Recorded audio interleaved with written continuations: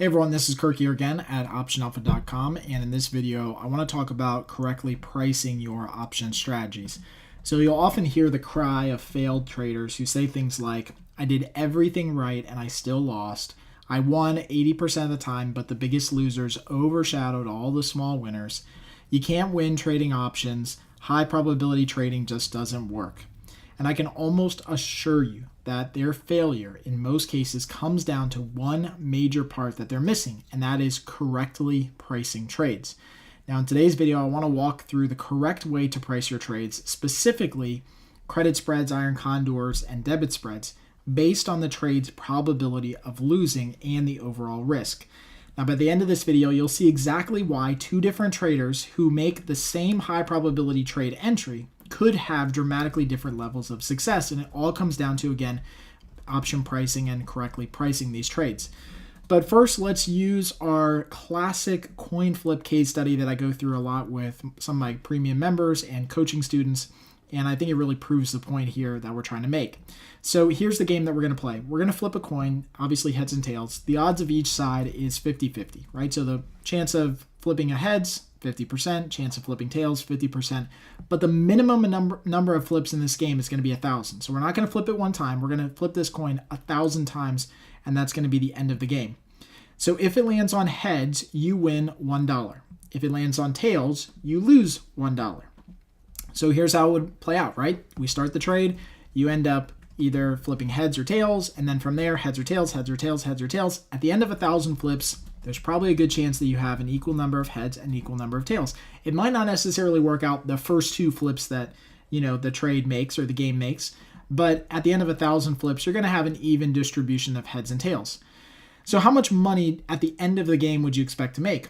Probably around $0, not making any money, right? Depending on the last flip. So you might make $1 or lose $1 depending on the last kind of coin flip as you hit 1,000. But now let's change up the game just a little. And keep in mind that you still want to make money with this game because you still want to make money trading options, right? So here's the new game that we're going to play. You're still going to flip a coin. It's still going to have the same odds and still the same minimum 1,000 flips before we end the game. Now in this example, you're going to win 70 cents every time that it lands on heads. And when it lands on tails, you're going to lose $1.30. So all we did is just change up the pricing of the trade or the pricing of the game to where if it lands on heads, you win $70. If it lands on tails, you lose $1.30. So do you still want to play this game? I mean, who in their right mind would?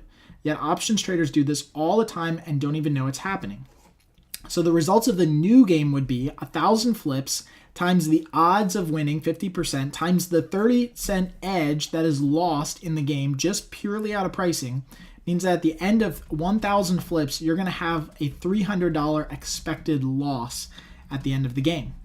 So again, how long could you keep playing this game before you went flat broke? Probably not long, right? But again, so many traders are playing this game and don't even know it. So let's use a very specific options trading example to prove the point and kind of start bringing this thing all together. At the time of this video, Twitter stock is trading at about 1670. Selling the 1312 put credit spread, which is selling a put credit spread below where the stock is trading at 1670, gives you a credit of $16, and the risk in the trade, since it's only a dollar wide strike, is $84. So you could make $16 or you could lose $84. Well, based on option probability, we know that the 13 strike has a 21% chance of being in the money at expiration in 46 days. That's a known number. We can find that number in the options pricing table. So think about this. There's a 79% chance of winning $16 and a 21% chance of losing $84. So if we were to make this type of trade over and over and over and over again in Twitter stock or anything else that has very similar pricing, we'd have an expected loss of $5 on each and every trade that we make. Every single time that we make a trade, we're expecting to lose $5. So long term, even with a high win rate, we're still winning nearly 80% of the time. You can't expect to make money just purely based on the fact that there's really bad pricing. So this is where you start to now see the difference between a trader who can win often, and you'll hear traders often cry out and say, I won 80% of the time or I won 70% of the time, but I just didn't make any money. Well, you can still win with a high win rate, but your expected probability and the pricing of the trade can determine if you actually make money at the end of the day or not. Now let's look at something different. So let's look at an iShares Brazilian ETF, which is EWZ, and is currently trading around 26.10. So very similar, low price security that you can trade, highly liquid, just like Twitter. Selling the 29.5, 30.5 call credit spread, so selling a spread above the market, you take in a credit of $21 and your risk is $79. Now, in this case, we also know, because it's a known number that we can find, the 29.5 strike has a 21% chance of being in the money at expiration in 46 days. So if we made the EWZ trade, the details would be as follows. A 79% chance of winning $21 and a 21% chance of losing $79. So at the end of the day, if we made this trade over and over and over again, or a trade very similar to it, our expected win or loss would be basically zero. And this is where most people would come in and say, aha, it's a zero-sum game. But now that you've built a trade that puts you in a position to exit early for a profit and shift the odds in your favor, you can now win out with a trade like EWZ as opposed to Twitter, because Twitter starts itself as a loser. Twitter has bad pricing on the entry of the trade. You can't do anything about that. With a trade like EWZ, as long as you price it correctly, like we showed you here, where you're taking in enough money to cover the actual risk of winning or losing in the trade, then having done nothing at all, so being a completely total lazy trader, not exiting the trade early, not managing your position, not adjusting it for a win or a loss, you end up with zero at the end of the day. You can't really hurt yourself, or you can't really win or lose if you place the trade correctly. But now that you've placed the trade correctly, what if you closed just one of those trades early for a profit? What if you took one of those trades and cut the loss by making an adjustment to that trade? Now you are taking that trade and you're starting to increase or shift the odds in your favor long term, which is exactly what we want to do. So here's how we can do that, obviously, and we've talked about this here on track number 3. But or track number 2, we can close trades early, we can bank profits, we can adjust trades to cut loss, and we'll naturally win on the fact that IV overstates the expected move, which means that a trade that has a 21% chance of being in the money might actually only end up seeing 19% of the time being a loser. So IV, implied volatility, always overstates how far the stock might move at the end of the day. So we're going to win out a little bit more, but by pricing our trade efficiently in the entry, gives us a lot more opportunity to do things with the trade that create profitable scenarios at the end of the day. So yes, it's going to be hard to go through these trades and do the math that's required, but what's the alternative? You just make poor decisions, you just make bad trades. I mean, do you just make trades like Twitter all day where you're not making enough money and every single trade that you get into, you know you have lost a $5 edge no matter what happens? So yes, it's going to take a little work, but I promise you it gets easier with time.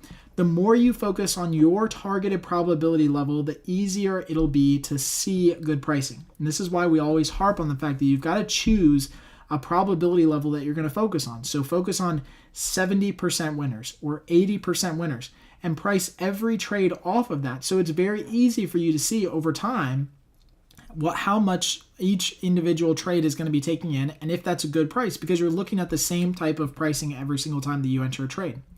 Yes, naturally higher implied volatility stocks and ETFs will generally have much better pricing across the board, because higher implied volatility means higher option pricing, which means that you're going to be compensated a lot more for the same probability of success. But of course, it's always good to double check. It's always a smart idea just in case option pricing isn't really that high. So here's the formula that you need to follow. It's generally this, and again, we'll kind of get into it here in a little bit with more specifics, but it's generally this formula. The credit that you receive has to be equal to the width of the strikes in a spread times the probability of that short strike being in the money. So again, the credit that you receive has to be equal to the width of the strikes times the probability of that strike being in the money. So to use our formula from the example above, if we had a $1 wide strike and there's a 21% chance of our short strike being in the money, we need to take in a credit of at least $21 on that type of a trade for this trade to be fair, equal, and balanced, and for us to get good pricing. If we had a $1 wide spread and there was a 15% chance of the particular strike price, that the short strike being in the money, then we need to take in $15 on a $1 wide strike for the risk and the payoff to be equal and fair. If we were trading a $1 wide spread and there was a 30% chance of the short strike being in the money, then we need to take in a credit of at least $30. And you're starting to see kind of this concept roll out. Now what happens if there's a $5 wide strike? So now instead of a $1 wide strike, we're looking at a $5 wide strike, still the same 30% chance of being in the money.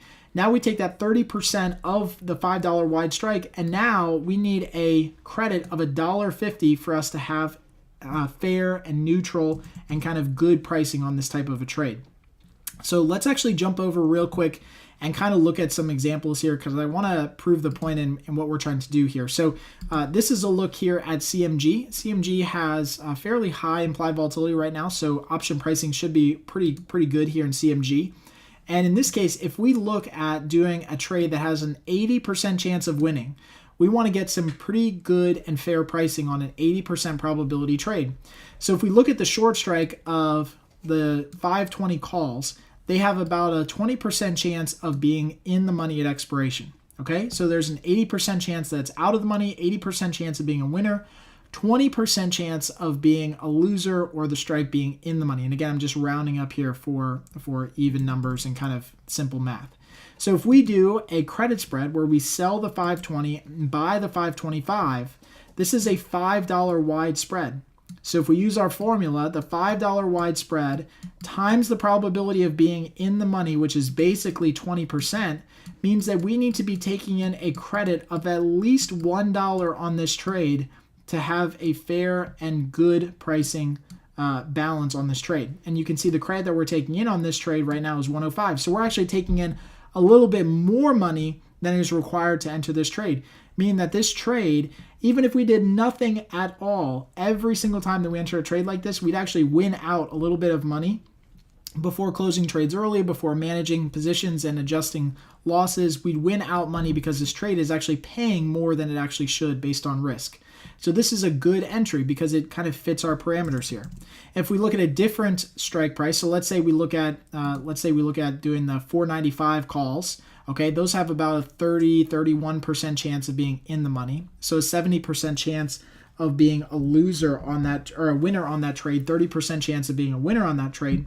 We would expect to take in a premium of about 150 on that trade to make it fair and neutral and balanced, right? So $5 wide spread, which is exactly what we have, times the risk of being in the money, which is about 30%. Again, I'm rounding down just for simple math, means that we want to take in a credit of at least $1.50 on this trade for us to have a good pricing on this trade and for us to make money long term. And you can see the credit that we're taking in, or we could take in, is about $1.65.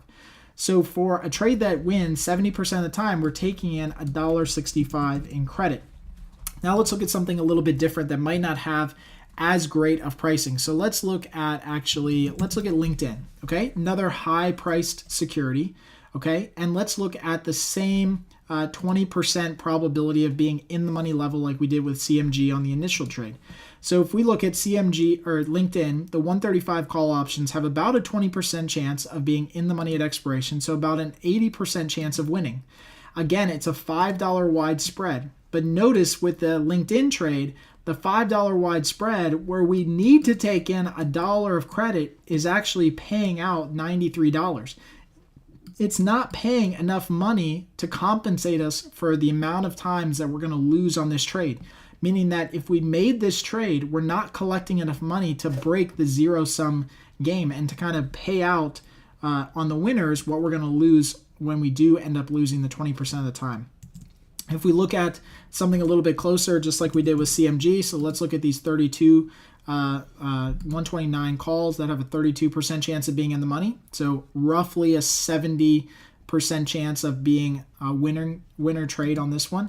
And if you look here, if we sell this spread, you can see that those are paying out just a little bit less than what they should be. They should actually be paying out about 160, 165 based on a 32% chance of being in the money. So again, all we're doing is taking our $5 wide strike, we're timesing it by the probability of being a loser on this trade, or the probability that the short strike is in the money.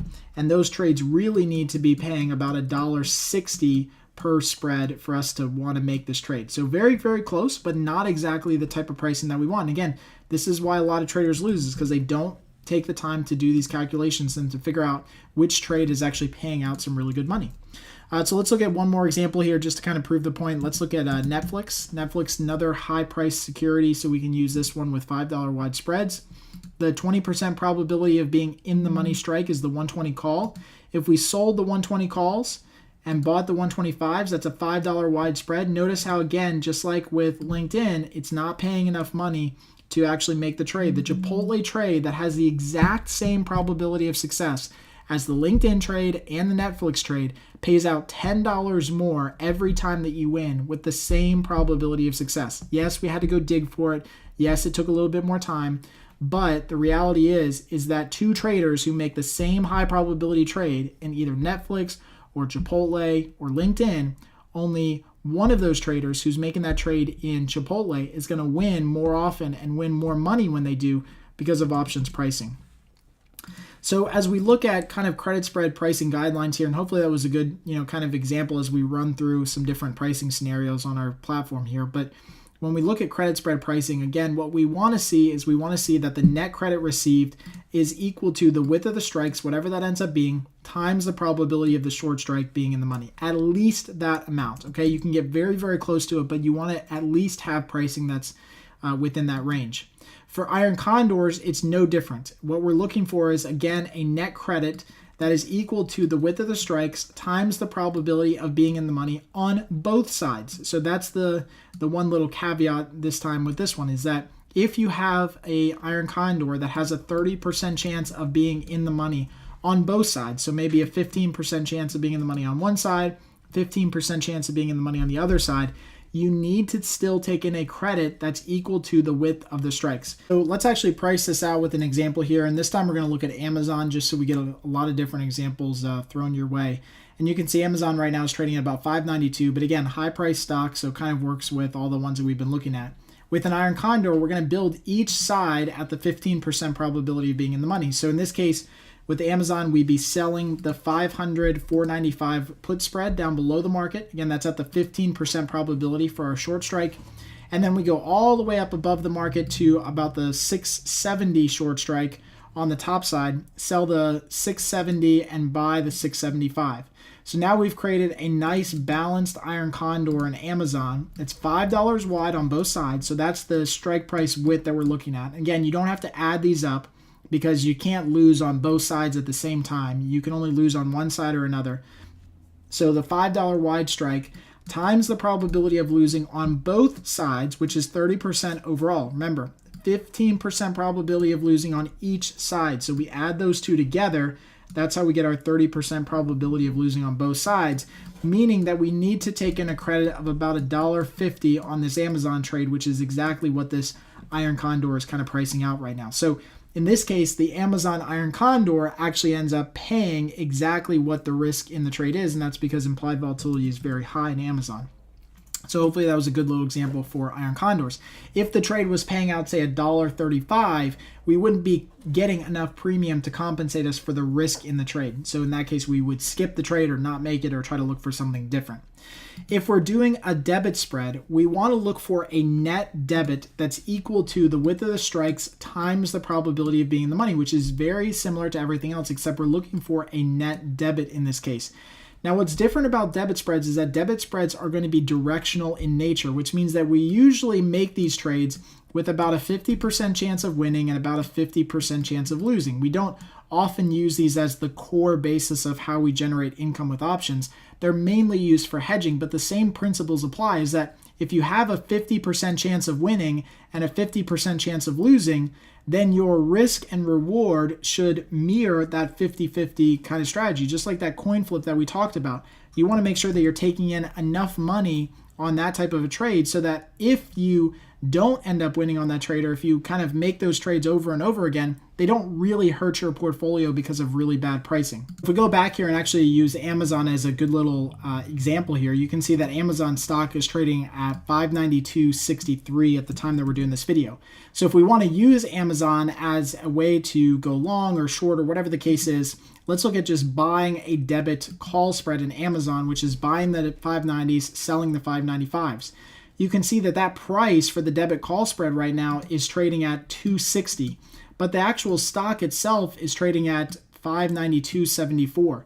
So our break-even point on this thing is a little bit lower than where the stock is trading, but notice that our risk to reward is not exactly the same. It's a little bit kind of off. We are not exactly making about 250 for every 250 we have at risk. This trade really has about a 50% chance of being a winner or a loser. Remember, this is a $500 stock that's off in pricing and break-even points by 14 cents or so. So this is about a 50-50 shot trade, but when we actually make this trade, our profit is not going to mirror that 50-50 that we're looking for. We actually need this trade to be priced right around 250 for us to be confident in the pricing and for us to be confident in taking this trade. If we enter this trade at 250, notice that we can make 250 or lose 250. The break-even point would be about 592.50 again, which is very close to where the stock is trading, given that's a almost $600 stock. That would be a more fair type of a trade with the debit spread. We always try to get an even distribution of max profit and max loss with debit spreads because, again, all they are 50-50 bets. They're not meant to be our high probability trades, so we want to make sure that we're pricing those really, really good when we enter those. Strangle and straddle pricing guidelines. Now, this is where it's going to be a little bit different. Obviously, you'll definitely want to base risk off of the initial margin that's required. And again, this is something that's going to be different for your account. So we can't necessarily give you any hard guidelines. We can talk about it a little bit more, and we often do in some of our weekly strategy calls with elite members. But it's really hard for me to say you have to do this because a lot of people have different margin levels and approval levels at brokers. Even different brokers on the street will have different margin requirements for different trades. So I hesitate to give you an exact guideline and formula for correctly pricing straddles and strangles because I don't want you to follow it if your broker is a little bit different. But here's what I will tell you is that it's definitely going to vary, and you have to remember that your break-even points are much wider than regular spreads. For example, if we go back here to, let's say, Amazon, if we were to sell a naked put in Amazon at, say, the 655 strike, this naked put has an 80% chance of being hit, or a 20% chance of being hit, 80% chance of being out of the money at expiration. I'm sorry, the 655 calls, not the puts, has an 80% chance of being out of the money at expiration. But if we're taking in a $10 credit to sell those naked options, then really our break-even point is more around 665, okay? So you have to remember that with a straddle or a strangle, you're taking in a much larger premium because you don't have to buy options on either side. That's going to naturally widen out your break-even point. It's going to give you a little bit better overall win rate and a wider range to make money at the end of the day. So just keep that in mind. Again, there's no hard guidelines here. What I can tell you, obviously, is that, with high implied volatility, that's when you want to do these straddles and strangles because option pricing on both sides is going to be much more inflated, much more rich. You're going to get paid out a lot more for the same probability of success by doing these when implied volatility is really, really high. Obviously, remember, you'll always win more than your initial probabilities show, and your break-even points are always a little bit wider when taking in a credit, no matter if you're doing a straddle or a strangle or an iron condor or credit spread. But that said, I hope this video serves as a great guideline for options pricing and just the idea that we need to be more cognizant of how much money we're taking in relative to the probability of actually losing on the trade. And so hopefully going through the coin flip example, the Twitter, EWZ, all the examples with CMG and LinkedIn and Amazon really kind of drove home this point because I think options pricing is something that a lot of people really, really miss in this industry, and it's very, very important to your overall and long-term success. So thank you so much for checking out this video. Hopefully it's been really helpful. If you have any comments or feedback, I'd love to hear it. Ask them in the comment section right below this video. If you loved it, thought it was helpful in understanding a little bit more about options pricing and how to correctly price some of the strategies out there, I'd love if you could share this video out there online, help spread the word about what we're trying to do here at Option Alpha.